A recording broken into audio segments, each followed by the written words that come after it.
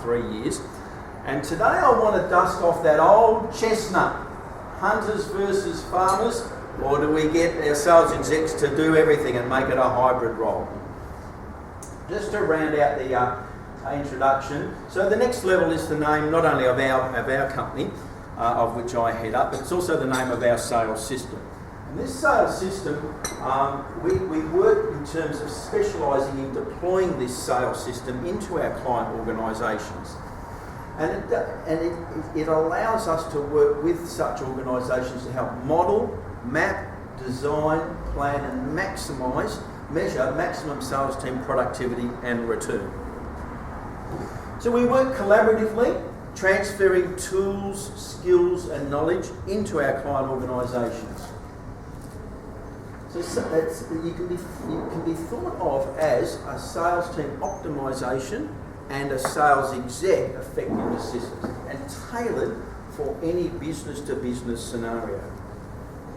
The other way to think about the next level sales system is an end-to-end suite of modelers, designers and mappers that's all about allowing the review, the challenge, the renewal of sales team utilisation, strategy and benchmarks. Again, all about optimising the sales process, the system and the team's performance. So I've used the word sales team optimisation a couple of times already. What is it? So to help me try and give you my view of that term, I want to paint a bit of a picture. So by our counts, there's roughly, it's a bit hard to be super specific, but there's roughly around 40-ish thousand B2B sales organisations that lend themselves to sales team optimisation. Now on face value, they will all look completely different. You know, some will be manufacturers, service providers, distributors, some will be large, some will be small, some will be publicly listed, some will be privately owned.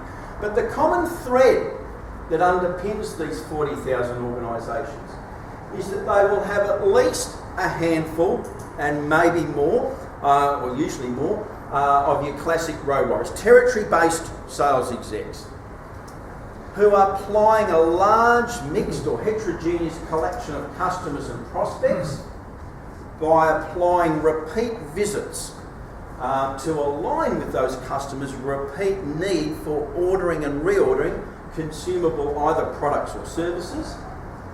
And also the final characteristic is the customers of those customers have multiple suppliers and can easily switch between suppliers on a day-to-day basis sometimes. In fact, I'm a bit remiss. There is one or two more characteristics that underpin these disparate-looking organisations.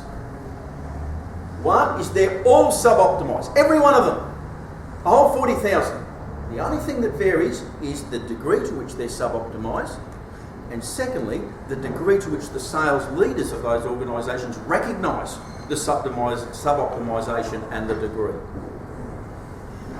So then by strict definition, technical definition, sales team optimisation is the analytics that wrap around align the sales team design with the design of the sales process and the classification, the defensible analytical classification of the customer base and profiling of the prospect pool in order to extract maximum productivity and return from the resource available.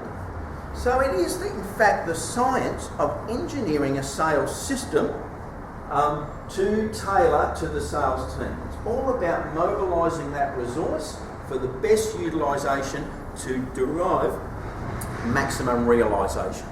So again, very dry, very technical term. Let's break that down into lay language. It's the notion that there is a sales system, an environment in which the sales team operates that allows all stakeholders, the players themselves and management, to have the confidence that day in, day out, there's the best chance that every visit that's being made by that sales team is to the right person at the right time, with the right frequency, for the right reasons, delivering the right value within the framework of the right business partnership or relationship. And so really that's all sales team optimisation really is.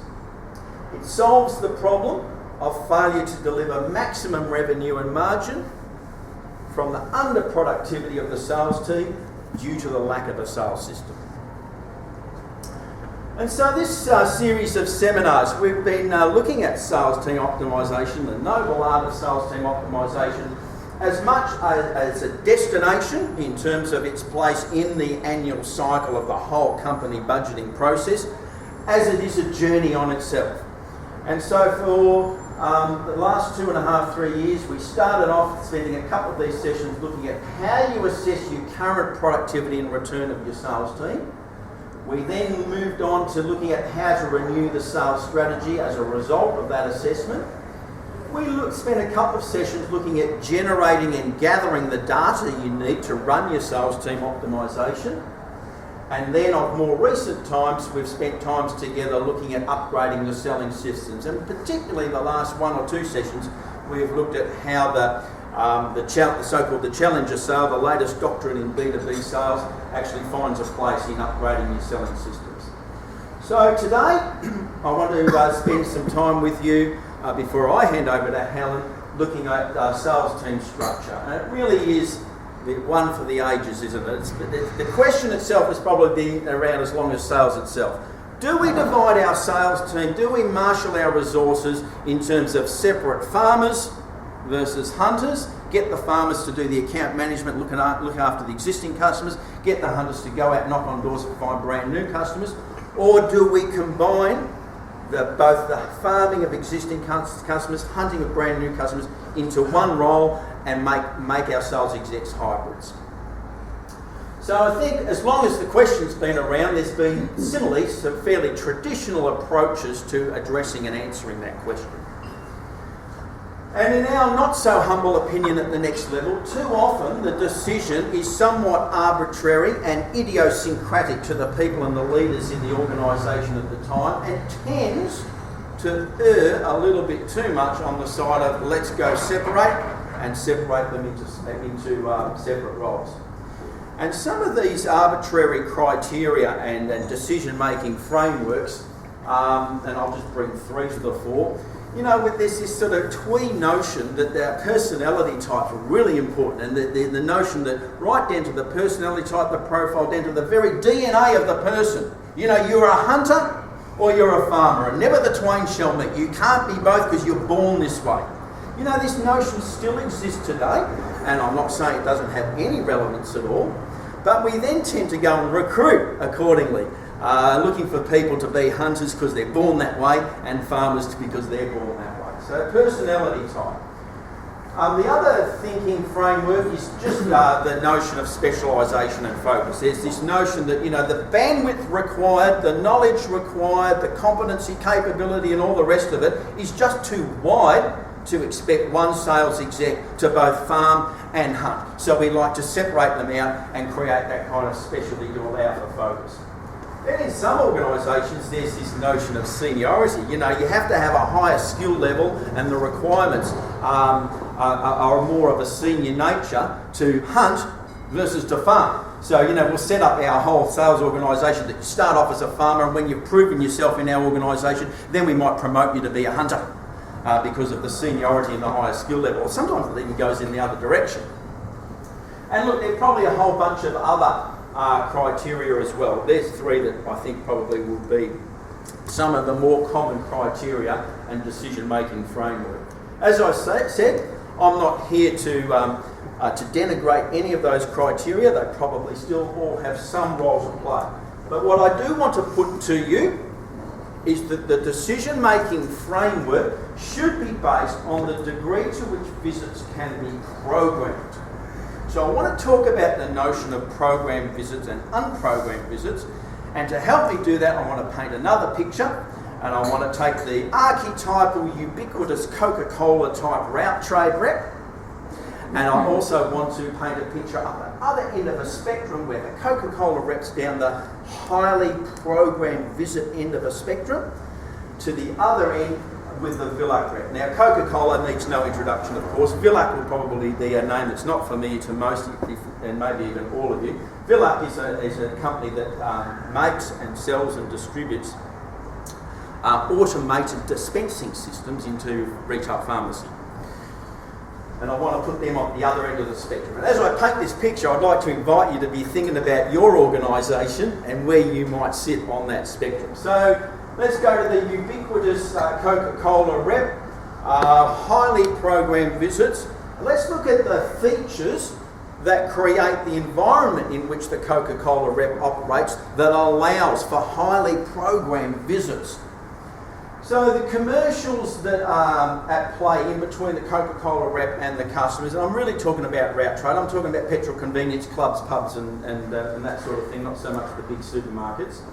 So the commercials are very transactional, very simple, and long-term relationship, almost bordering on friendship, has a role to play in the sales relationship in this scenario. It's a very simple product, of course, and into a simple client business model, again, petrol convenience, pubs, clubs, cafes. High volume, relatively low price, high consumption, very fast refill cycle. It's a consumable product, of course, and that therefore requires repeat visiting from the sales exec forever. There's low rep involvement typically in the service process. Coca-Cola, Smith Snack Foods, those sorts of companies will typically have separate customer service departments to handle issues to do with the service and the order to delivery process. Sales visits, typically short duration, 10, 15 minutes. The activities conducted by the Coca-Cola type rep in those activities are highly consistent. They do the same thing each visit pretty much. And there's a low requirement for product technical expertise. Few people involved in the buying decision-making process. So all in all, these characteristics allow for the Coca-Cola type route trade rep to plan ahead, proactively setting very programmed visit cycles. In fact, the gag is that mum and dad's corner convenience store put the kettle on for their favourite rep at 9:10, the third Tuesday every month, because they know at 9:15, third Tuesday every month, the Coca-Cola rep's going to come and spend 15-20 minutes dusting my shelves, taking my order, stocking and refilling, fixing up my ticket.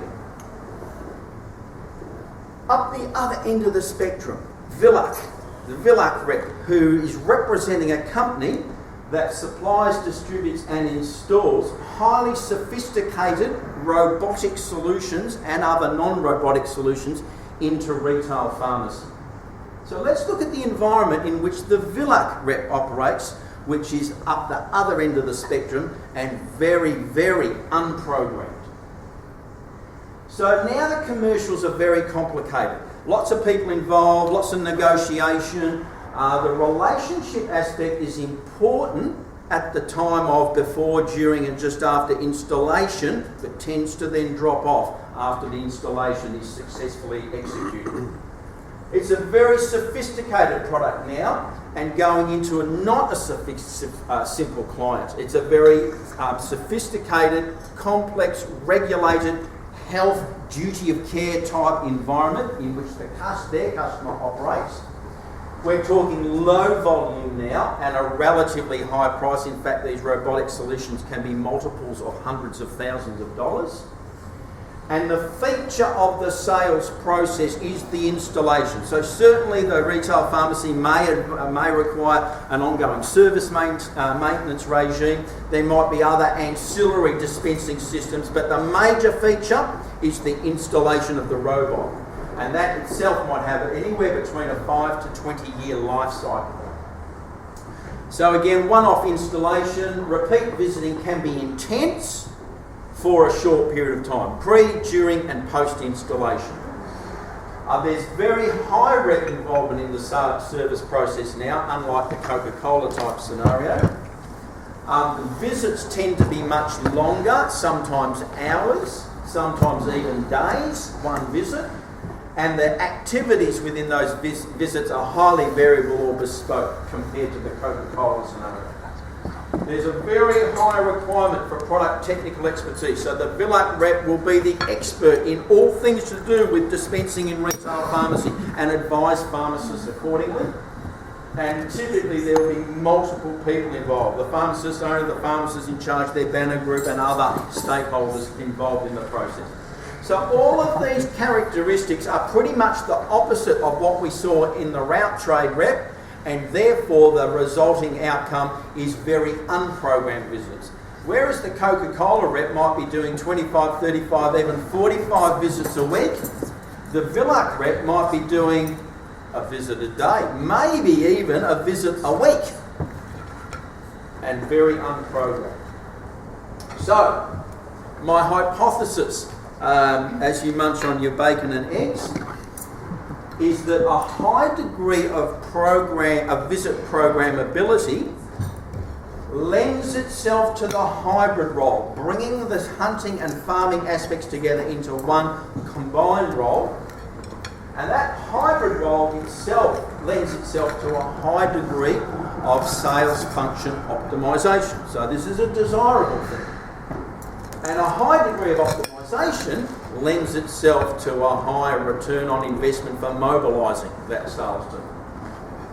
So that I guess I'm suggesting that we should or when we're running the review, to consider our structure, on the start the default position as, let's argue against hybrid, so start with the default position as the desirability based on the hybrid combined model. If then separation is required, I put it to you not to separate farmers, sales execs who are going to look after existing accounts, hunters who are going to look after prospective new accounts, but to separate by those activities that in the sales visits that are programmable versus those that are non-programmable. A different basis for the separation of specialisation if you are to go down that path.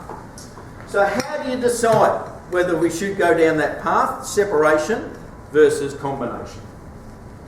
So it's useful to gather the sales execs, the sales team together. This might take a couple of workshops, but to get them involved and get them starting to talk about where they're spending their time currently, what are their activities in these visits, what are they doing, why and how. And it's useful to get the thought processes going, get them to think about the things they do that you might classically say, well, that's part of the service cycle.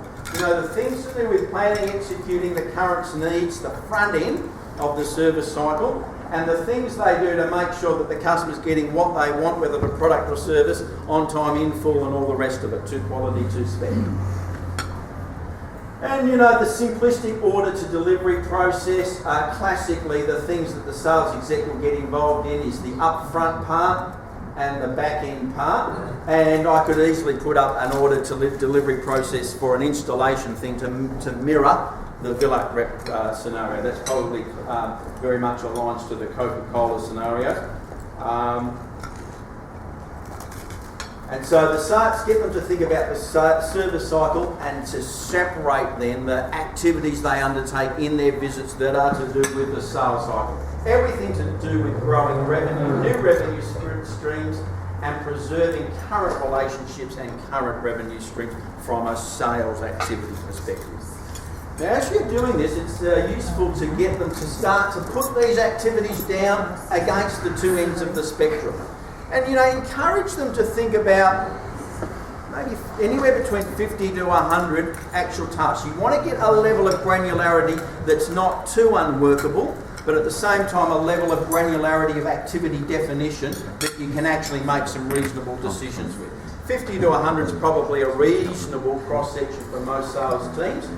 And that way, when you then get them to say, well, how much time do you spend on that one, that one, that one, that one, whether you get them to do it by percent or hours per month, you're going to end up with a situation where maybe your biggest task activity is going to be double digit, 10% or more, and your small activity is going to be like 1 or 2% when you've got 50 to 100 activities.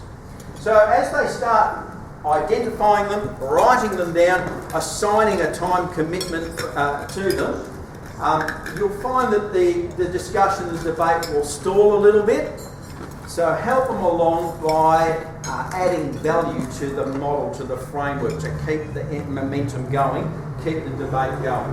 So now sales, get them to think about sales as the proactive activities, the ones that they are in control of, they can plan for, they can program, and the service as those activities that they are doing, where they are either responding or reacting to the customer or the circumstance. So just to put a little bit of definition around that, proactive, now I'm using the term front foot, so profit growth activities, preemptive service activities. Back foot, responsive, these are the things where now the customer's proactive and we are responding, but these are of a positive nature. These are the customer generated sales opportunities or service needs. Reactive is firefighting, fixing up problems, fixing up issues.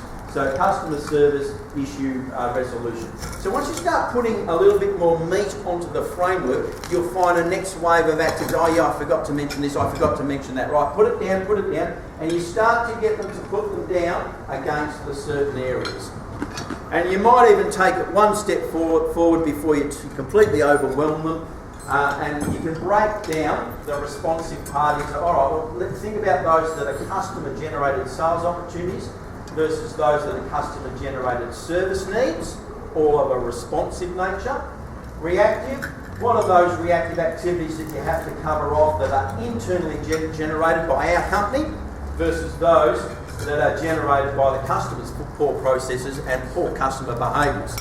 So imagine, if you will, a 1 or 2 sessions where you've got your 50 to 100 activities, a bunch of them clustered here, a bunch of them clustered here, a bunch of them here, here and here, and they've all got their 1, 2, 3, 5, 10% of time commitment against them.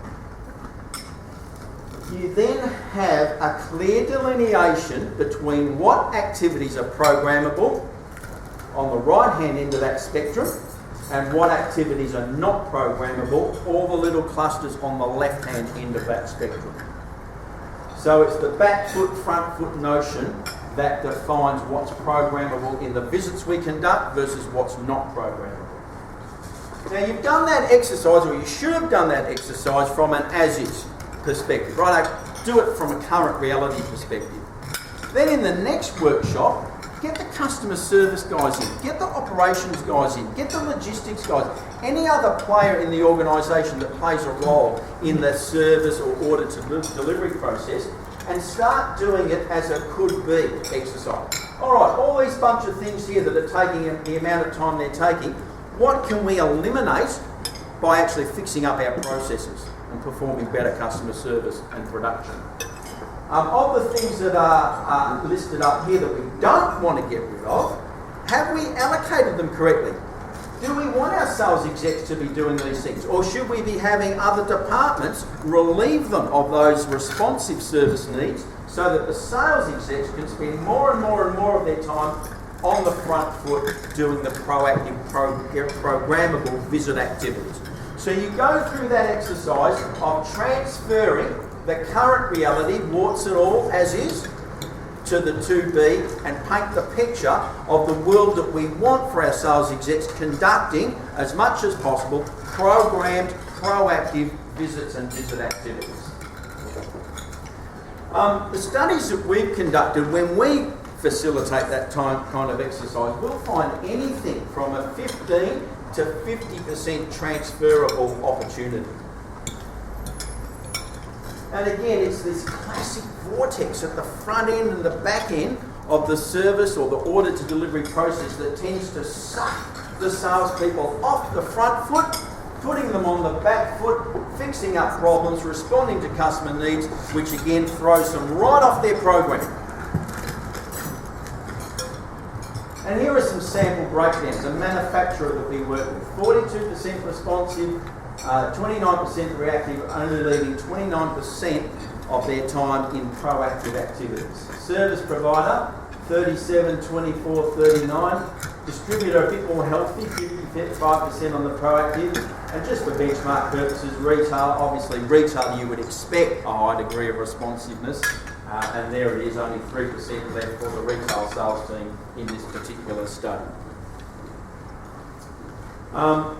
So my point being, with that separation of activities that are programmable versus those activities that are not programmable, you then have the basis to be able to answer the structural question in terms of those sales execs that can undertake visit programs versus those other sales execs, or whatever name you choose to call them, that are going to be in a retail-like environment responding and reacting. And I put it to you as a rule of thumb. When you do your as-is version of the time to task allocation, if you find that there is no way that you can avoid having a day a week, 20% or more of the sales exec time in respond-react mode, you better separate it. That's not going to be conducive to a hybrid role, because they cannot keep their programs running when they are 20% of the time are having to respond and react and break their program. So a day a week or more, if you cannot take that out of the role, create separate roles. But if you can, through that as-is exercise, try as much as you can to get all of the non-programmable stuff off the sales execs, allowing the sales execs to run visit programs, and if so, make them combined hybrid roles for all the efficiencies and productivity and optimisation benefits that come with a hybrid role. So back to where I started, the notion of we're going to separate, have account manager, farmers, hunters. I put it to you that is very, very unlikely to be the best way to go in the current environment in which many of us exist and operate as B2B sales organisations. And it's better to separate by visits that are programmable for those sales execs and those that are not programmed. So if I take Villac for an example, they will have a sales exec looking after a retail pharmacy customer doing program visits, and then when that retail pharmacy needs a responsive or reactive service need, they have a sales technical expert that will come on an ad hoc basis to address those needs. So the separation is in the visit type, not the customer type. And once you've got that structural question sorted out, then you can turn your attention to the nature of the territory structure. Do we go portfolio? Do we go geography? How do we then structure the territories, having decided that higher question? But that, dear chapters and verses, is a chapter and verse for another day. I'm going to close down my part of my content sharing with you now and look to Helen to come forward.